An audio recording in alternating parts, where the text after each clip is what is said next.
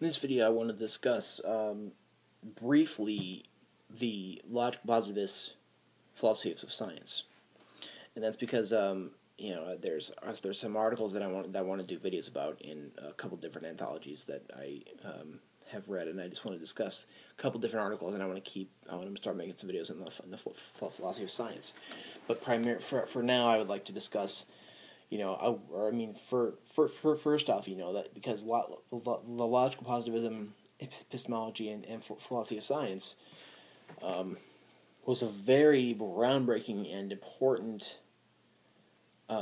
movement in philosophy in the 20th century, and had a profound effect against metaphysics, and for philosophy of science and epistemology in a new empiricism, if you will.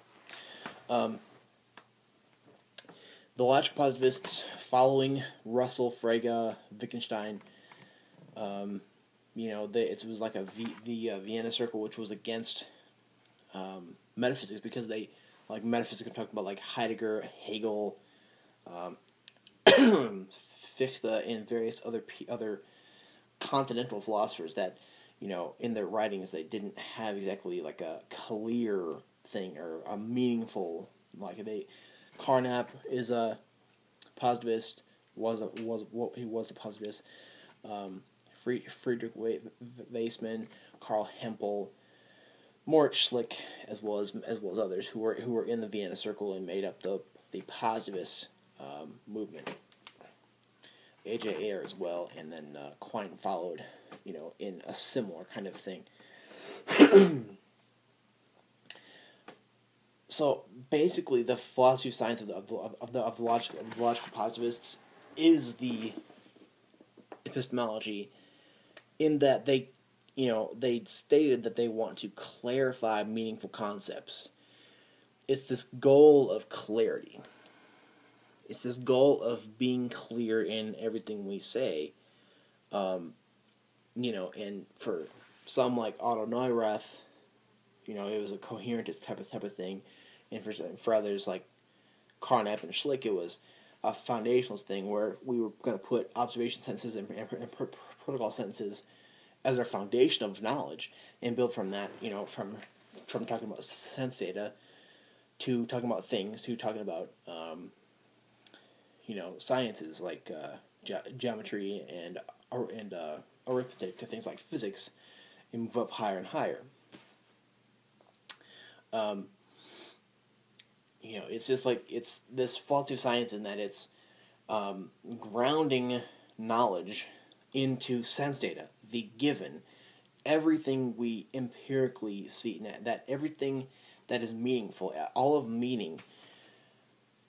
Everything that is meaningful, true, and verification and justification is grounded in empirical content. It's grounded in observation.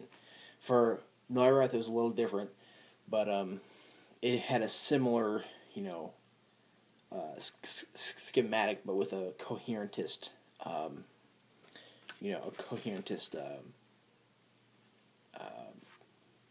structure.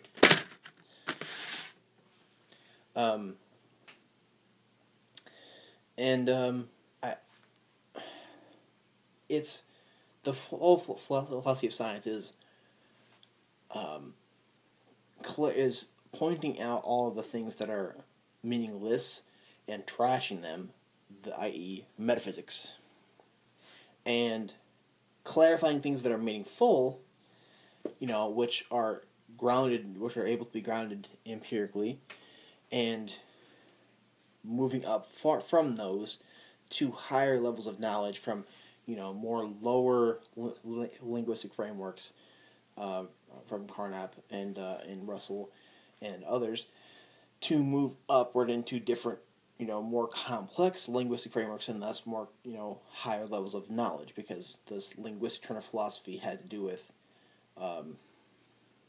that what we talk about is important as to, I guess should we say the way we talk is important in figuring out gaining more knowledge. The way we talk is important in moving towards higher levels of knowledge. So that's, I want to, and I guess, this is like a little bit of a preface to the whole logical positivist thing, and I have a video about Rudolf Carnap's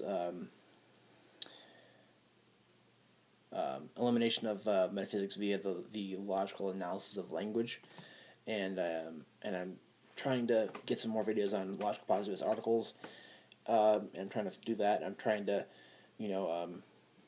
make some more videos on more articles of the philosophy of science, that are logical positivist, more centered. And if you have any questions, please comment on the side here. If you think I've missed something which should be given in like a little brief discussion about the logical positivist philosophy of science. Also, philosophy of science basically is just it's epistemology and language, and it's metaphysics, and that it's how are we going to build up more knowledge about the objective reality of the world. Now, objective reality, that can be discussed in very different ways, but the reality of the world is what we're trying to gain more knowledge of, and it's questions about the way we are going to do science, the way we're going to do science, and the way we're going to move up towards higher levels of knowledge of the reality of the world. Thank you. Comment on here if you have any questions, like I said, and thank you very much.